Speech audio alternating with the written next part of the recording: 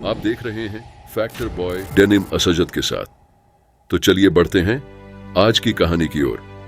दोस्तों, मलंद में Johnson signal अलौकिक गतिविधि के केंद्रों में से एक है।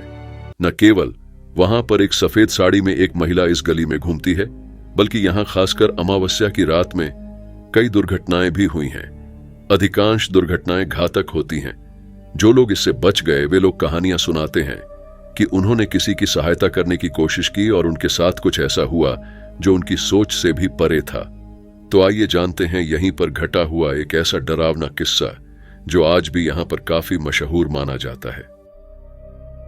दोस्तों, रात के अंधेरे में मेरा सफर शुरू हुआ था। मैं काफी समय से गाड़ी चला रहा था। मेरे बगल में मेरा दोस्त जय काफी आराम से बैठा हुआ था। ज्यादा देर तक ड्राइव करने से मेरा सर भारी हो रखा था और बाहर की तरफ काले बादल छाए हुए थे। ऐसे में घर जाने की जल्दी भी थी, लेकिन साथ ही पेट में चूहों ने भी भगदड़ मचा के रखी थी। ऐसे में बस किसी ऐसी जगह की तलाश थी जहां कोई होटल बनी हुई हो। लेकिन जब इस रास्ते को देखा तो ऐसा लगा ही नहीं कि इस रास्ते पर कोई होटल भी हो सकता है। उस रास्ते के दोनों छोर पर ज्यादा चहल पहल तो नहीं थी, सिर्फ सन्नाटा ही सन्नाटा पसरा हुआ था। होटल का मिलना तो शायद यहां पर असंभव था, लेकिन उम्मीद पर दुनिया कायम है। बस यही उम्मीद जताए मैं अपनी गाड़ी को सपाट पड़ी रोड पर भगाता ही जा रहा था। थोड़ी सी दूर आगे जाने के बाद मुझे एक ठेले वाला दिखा। हालांकि हमें वो ठेले वाला नजर तो आया, लेकिन उसके बगल में एक बड़ी सी ट्रक खड़ी हुई थी। उस ट्रक को देखकर ऐसा लग रहा था जैसे कि वह ट्रक अभी अभी किसी कबाड़ खाने से यहां पर आई हो। उसकी हालत बाहर से तो बहुत ही ज्यादा खराब लग रही थी, लेकिन फिर जैसे मैंने अपनी गाड़ी को साइड में लगाकर उस ट्रक को गौर से देखा तो मैंने पाया कि उस ट्रक का इंजन एकदम सही था और आगे की बॉडी भी एकदम तगड़ी लग रही थी। ऐसे में मुझे समझ में नहीं आ रहा था कि वो इस बंजर पड़ी भूमि में क्या कर रही है। यही सोचते हुए मैंने उस ट्रक के चारों साइड एक राउंड लगाया तो मैंने देखा कि उसके आसपास मुझे कोई भी नजर नहीं आ रहा था। ऊपर से जो ठेले वाला मुझे दिखाई दिया था तो वहां पर अब वह भी मौजूद नहीं था। ऐसे में अब हमारा वहां से वापस निकलना ही ठीक था। और उसके बाद मैं वापस से जैसे ही गाड़ी में पहुंचा तो मेरे दोस्त जय ने कहा, भाई देख, बाहर की तरफ तो यार जोरदार बारिश होने का मौसम हो गया है। अब हमें जल्दी से निकलना चाहिए। लेकिन इधर मेरे पेट में चूहों की भगदड़ अभी भी खत्म नहीं हुई थी। कहीं पानी भी मिल जाता तो आराम से सफर कट जाता। उसके बाद मैंने गाड़ी स्टार्ट की और वहां से निकलने लगा। हम दोनों वहां से थोड़ी दूर पहुंचे थे कि तभी मेरे दोस्त जय ने कहा, भाई यहां मुझे कुछ ठीक नहीं लग रहा। यार देख, कितनी देर से ये गाड़ी वाला हमारे पीछे ही आ रहा है। जैसे ही मैंने गाड़ी के साइड मिरर में देखा तो मैंने पाया कि एक गाड़ी बहुत ही स्पीड में हमारे पीछे पीछे आ रही थी। हैरानी की बात तो यह थी कि जब भी मैं गाड़ी की स्पीड को कम करता तो उस गाड़ी की स्पीड हमारी गाड़ी के साथ ही कम हो जाती, और जैसे ही मैं रफ्तार को फिर से बढ़ाता तो वह गाड़ी फिर से रफ्तार से चलने लगती। ऐसे में एक बात तो यह तय थी कि यह गाड़ी हमारा पीछा कर रही है। फिर मैंने अपने दोस्त जय से कहा, अरे भाई ऐसा कुछ नहीं है यार, लगता है वह बंदा रास्ता नहीं जानता है। ऐसे में वह आगे जाने से डर रहा है, तो ऐसे में हमें ही आगे चलना चाहिए। मेरी बात सुनकर जय ने भी हामी भरी और उसके बाद गाड़ी में एक बार फिर से सन्नाटा छा गया। थोड़ी देर तक तो गाड़ी उसी रफ्तार से चलती रही, लेकिन फिर अचानक ही कुछ ऐसा हुआ जिसकी मुझे उम्मीद ही नहीं थी। अचानक ही वह साधन जो पीछे की तरफ काफी देर से हमारा पीछा कर रहा था, वह मेरी गाड़ी के बहुत ही करीब से गुजर गया। वो इतने करीब से गुजरा कि मैं एकदम से हड़बड़ा गया और इसी बीच मेरा स्टीयरिंग से कंट्रोल खो गया और गाड़ी हल्की रफ्तार में जाकर एक पेड़ से टकरा गई। पेड़ से टकराने की वजह से मेरी गाड़ी के सामने की एक लाइट टूट गई। यानी कि इतनी देर से जो सफर करने में मुझे दिक्कत पेश आ रही थी, वो दिक्कत अब डबल हो गई थी, क्योंकि अब गाड़ी एक ही हेडलाइट के बलबूते पर सड़क पर चलने वाली थी। और ऐसे में हमारे लिए यह सफर अब बहुत ही कठिन होने वाला था। खैर, अब हो भी क्या सकता था। मैं मन ही मन उस आदमी को गालियां दे रहा था जो उस ट्रक को ड्राइव कर रहा था। फिर जब मैंने उस ट्रक को ध्यान से देखा तो मुझे ऐसा लगा जैसे कि यह वही ट्रक है जो कि कुछ देर पहले उस ठेले के बगल में मुझे खड़ी हुई नजर आई थी। फिर मुझे लगा कि ऐसा भी तो हो सकता है कि ट्रक का ड्राइवर कहीं टॉयलेट वगैरह करने गया हो। तो ऐसे में मैंने वहां पर उसे देखा नहीं होगा और नशे में होने की वजह से वह तेज रफ्तार से ट्रक चला रहा होगा। यही सोचकर मैंने इस बात को नजरअंदाज कर दिया और फिर से अपनी गाड़ी को स्टार्ट किया। अब की बार मैंने एक बार के लिए पीछे की तरफ से पूरी सड़क का माहौल देख लिया था। अभी मैं जिस रास्ते पर था वो रास्ता बहुत ही शून्यशान पड़ा हुआ था। उस रास्ते को देखकर ऐसा लगता मानो वो कोई कच्ची सड़क हो। हाईवे होने के बावजूद भी उस रास्ते के ऊपर से साधन नहीं गुजर रहे थे।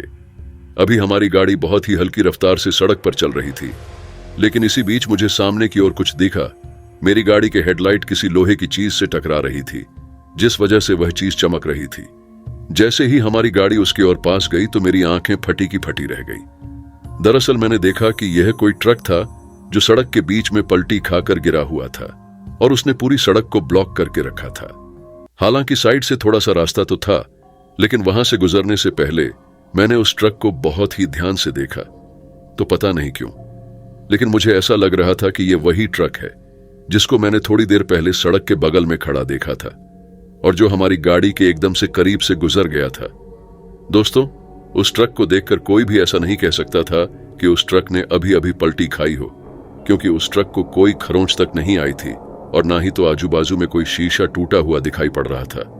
फिर उसके बाद मैंने अपने दोस्त जय की तरफ देखते हुए पूछा तो उसने भी अपनी गर्दन हिलाते हुए कहा, अरे हाँ यार भाई, मुझे भी ऐसा ही लग रहा है कि वही ट्रक है। लगता है इसका ड्राइवर नशे में था और इसी वजह से ये ट्रक पलटी खाकर यहां पर गिरी हुई है। मुझे भी अपने दोस्त जय की तरह ऐसा ही लग रहा था और ऐसे में अब मेरा यहां पर 1 मिनट भी रुकना ठीक नहीं था। फिर मैंने गाड़ी को वहां से जल्दी से निकाला और फिर रास्ते में यही सोचता रहा कि आखिर यह सब हुआ तो हुआ क्या है। अभी मैं यही सब सोच रहा था कि तभी मेरी नजर मेरे दोस्त जय पर पड़ी और जैसे मैंने उसकी ओर देखा तो मैं हैरान हो गया। दरअसल मैंने देखा कि वह थोड़ा घबराया हुआ दिखाई पड़ रहा था। उसके माथे से पसीना टपक रहा था और उसकी सांसें उखड़ रही थीं।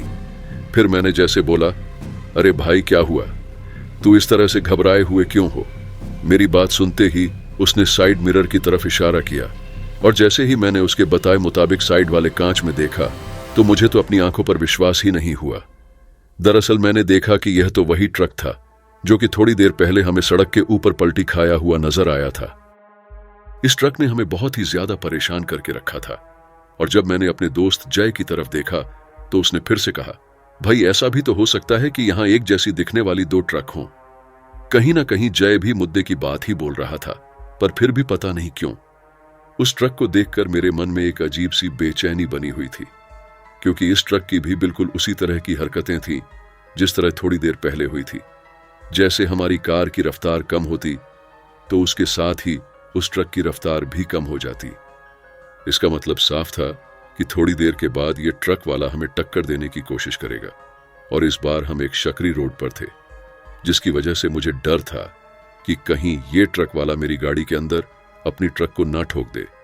ऐसे में मैं किसी छोटे मोटे मोड़ का इंतजार कर रहा था और अब की बार जब मेरी नजर साइड मिरर में पड़ी तो मैंने देखा कि वो ट्रक वाला बहुत ही रफ्तार से हमारी ओर बढ़ रहा था। फिर जैसे उसकी रफ्तार को मैंने बढ़ता हुआ देखा तो मैं समझ गया कि वह क्या चाहता है।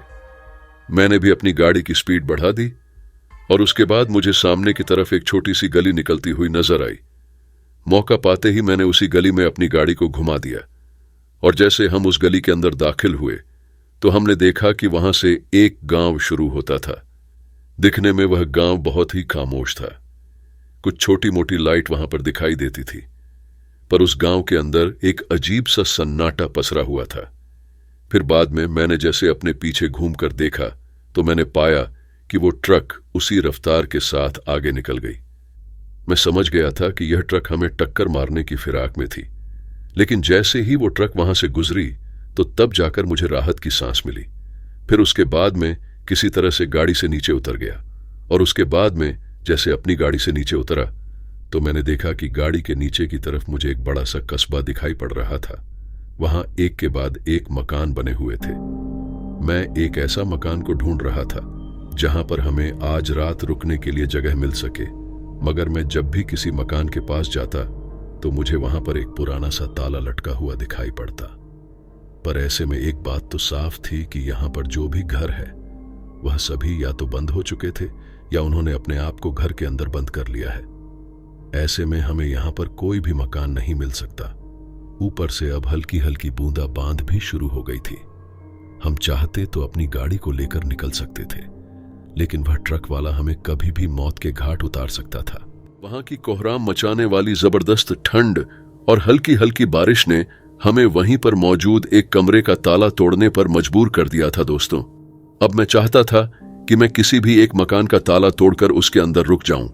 ऐसे में मैंने वहीं पर मौजूद एक पत्थर उठाया और उसके बाद उस पत्थर को लेकर उस ताले पर दे मारा। लेकिन जैसे मैंने उस पत्थर को उस ताले पर मारने की कोशिश की, तभी मुझे पीछे से एक आवाज आई, अरे रुकिए भाई साहब, अगर आपको कहीं पर रुकने की जरूरत है तो आज आप मेरे घर पर रुक सकते हैं, बदले में आप मुझे कुछ पैसे दे देना। यह सुनते ही मैंने एकदम से पीछे मुड़कर देखा तो मैं और जय, हम दोनों ही इस आवाज से हैरान हो गए थे। अब की बार हमने जैसे ही पीछे मुड़कर देखा तो हमने पाए कि एक आदमी था जो सफेद रंग के कपड़े पहने अंधेरे में खड़ा हुआ था। फिर वह आदमी हमारे आगे आगे चलने लगा और उसने दोबारा हमसे कुछ नहीं कहा। हमने भी ज्यादा नहीं सोचा और उसके पीछे पीछे चलने लगे। तभी हमने सोचा कि अगर वह हमें कमरा दिला रहा है तो यह तो हमारे लिए बहुत अच्छी बात है। हमें ना ही तो किसी मकान का ताला तोड़ना पड़ेगा और ना ही कोई मुसीबत मोल लेनी होगी। उसके बाद वह आदमी बहुत ही सारे मकानों की एक कतार के बाद हमें एक छोटे से कमरे के पास ले गया। तो मैंने देखा कि उस कमरे के बगल में एक मसाल जली हुई थी, जिसकी रोशनी वहां आजू बाजू में फैली हुई थी। अब मुझे वह कमरा कुछ ठीक तो नहीं लग रहा था, लेकिन मरता आखिर क्या नहीं करता। ऐसे में मैंने आज रुकने के लिए उस कमरे को चुना। हम दोनों ने उस आदमी को धन्यवाद बोला और उसके बाद उस कमरे के अंदर पहुंच गए। मुझे एक बात तो समझ में नहीं आ रही थी कि यह पूरा का पूरा गांव सुनसान था, तो फिर यह आदमी अकेला इस गांव में क्या करता है। यही सब सोचते सोचते जब मैं वापस से उस कमरे से बाहर निकला तो मैंने देखा कि वह आदमी अब एक अजीब से रूप में दिखाई पड़ रहा था। उसके हाथ में एक धारदार हथियार था। वह उसको पत्थर के ऊपर लगड़ रहा था। कहीं ना कहीं मैं समझ गया कि उसका इरादा क्या है, और अब मेरा मन नहीं था कि मैं एक मिनट भी उस कमरे के अंदर रुक सकूं। फिर ऐसे में मैंने अपने दोस्त जय को बोला, भाई जल्दी से हमें यहां से निकलना होगा। मेरी बात सुनकर जय हैरान हो गया, क्योंकि हमें काफी मुश्किल से तो कमरा मिला था, और उसके बाद मेरी बात मानकर वह मेरे पीछे पीछे आ गया और हम उस आदमी से किसी तरह बचते बचाते वापस से अपनी गाड़ी के पास पहुंच गए। अब आखिर मैंने भी ठान लिया कि अब जो होना है वह होने पर ही छोड़ देता हूं और अपनी गाड़ी को लेकर सड़क पर भागता रहूंगा। यही सोचकर मैंने गाड़ी को स्टार्ट किया। तब तक वह आदमी हमारे पीछे पीछे भागता। मुझे नजर तो आ रहा था, लेकिन उसके बाद मैंने उसे अपनी गाड़ी के पास ही नहीं आने दिया और स्पीड से सड़क के ऊपर आ गया। फिर जैसे मैं सड़क पर आया तो अभी भी सड़क का वही हाल था। सड़क एकदम शून्यशान पड़ी थी। ऐसा लग रहा था कि इस जगह पर कोई परिंदा भी पड़ नहीं मार सकता। अब तक मुझे भी ऐसा लग रहा था कि शायद उस ट्रक ने भी हमारा पीछा करना छोड़ दिया होगा। ऐसे में अब हम सेफ हैं। फिर मैंने अपनी कार की रफ्तार को जल्दी से बढ़ाया और उस सड़क को क्रॉस करने लगा। लेकिन तभी कुछ ऐसा चीज दिखा जिसे देखने के बाद मेरी आंखें बड़ी बड़ी हो गई।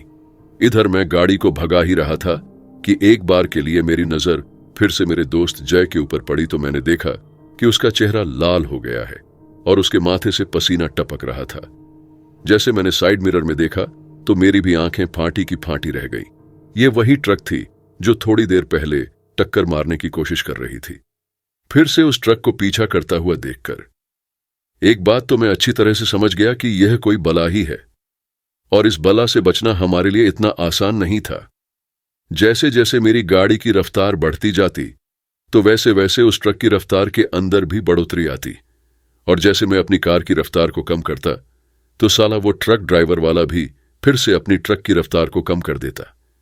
ऐसे में एक बात तो पक्की हो गई थी कि यह जो भी था यह हमें मारने के इरादे में ही था। रास्ता अभी भी काफी लंबा बचा हुआ था और इस लंबे रास्ते के जबरदस्त कोहरे के बीच में एक हेडलाइट के बलबूते पर गाड़ी को चलाना हमारे लिए इतना आसान नहीं था। ऊपर से वो ट्रक जो अभी भी हमें टक्कर देकर सड़क के बगल में गिरा सकती थी, वो ट्रक अब और भी स्पीड से बढ़ने लगी। मैंने भी अपनी गाड़ी के रफ्तार को बढ़ाया और एक ही हेडलाइट के बलबूते पर सड़क को क्रॉस करने की कोशिश करने लगा। थोड़ी देर के बाद हम एक बस स्टैंड के पास पहुंचे तो मैंने देखा कि उस बस स्टैंड के बगल में एक छोटा सा चबूतरा बना हुआ था। मैंने गाड़ी को उसी चबूतरे के बगल में लाकर खड़ा कर दिया। अब मुझे बस किसी तरह से उस ट्रक का वहां से गुजरने का इंतजार था। थोड़ी देर के बाद वही हुआ जो ट्रक इतनी देर से हमारा पीछा कर रही थी। महज 5 मिनट के बाद ही वह वहां से गुजर गई। फिर उसके बाद मैं और मेरा दोस्त सुबह होने से पहले वहां से नहीं हटे और पूरी रात गाड़ी के अंदर वहीं पर बिताई। हालांकि ठंड की वजह से हमारा बुरा हाल हो गया था, लेकिन जैसे ही वह वक्त निकला और धूप खिली, तब जाकर हमारी सांस में सांस आई। फिर उसके बाद मैं अपनी गाड़ी को लेकर वहीं के एक बाजार में पहुंचा, जहां एक बड़ा सा होटल बना हुआ था। किस्मत से सुबह सुबह उस रेस्टोरेंट के मालिक ने उस रेस्टोरेंट को ओपन कर दिया, और जैसे ही मैं उस रेस्टोरेंट में पहुंचा तो वहां पर जाकर मैंने उस आदमी से इधर उधर की बात करनी शुरू की, और बातों ही बातों में मैंने उसे पूरी बात बताई। फिर दोस्तों मेरी बात सुनकर उसने कहा, देखिए भाई साहब, इस हाईवे पर कुछ भी हो सकता है। कभी यहां पर वो ट्रक वाला लोगों को कुचल कर निकल जाता है, तो कभी कोई भी घटना किसी भी तरह से जन्म ले लेती है। लेकिन मुझे एक बात समझ में नहीं आई, आप किस गांव की बात कर रहे हो? यहां आसपास में तो कोई कस्बा ही नहीं है। फिर उसके बाद मैंने उस आदमी को गहराई से समझाया तो उसने बताया कि वह एक छोटा सा मोहल्ला है जहां पहले एक साथ कुछ लोग रहते थे, लेकिन एक दिन बस्ती में आग लगने की वजह से उन सभी की मौत हो गई थी। कहते हैं कि उस दिन के बाद वहां पर आत्माओं का भटकना एक आम बात है। आप बहुत ही किस्मत वाले हो जो उन भूतों के इलाके से बचकर जिंदा लौट आए। दोस्तों, उस आदमी की बात सुनकर मैं सिंघर उठा और फिर वहां से अपना खान पान करके मैं अपने घर के लिए निकल गया। तो दोस्तों, इस कहानी में बस इतना ही। कहानी आपको पसंद आई हो तो वीडियो को लाइक शेयर कमेंट जरूर कर दें, और चैनल पर नए हैं तो चैनल को भी सब्सक्राइब जरूर कर दें। तो मैं आपका दोस्त असजद जल्द ही मिलूंगा ऐसी एक और भूतिया कहानी के साथ। तब तक के लिए जय हिंद, जय भारत।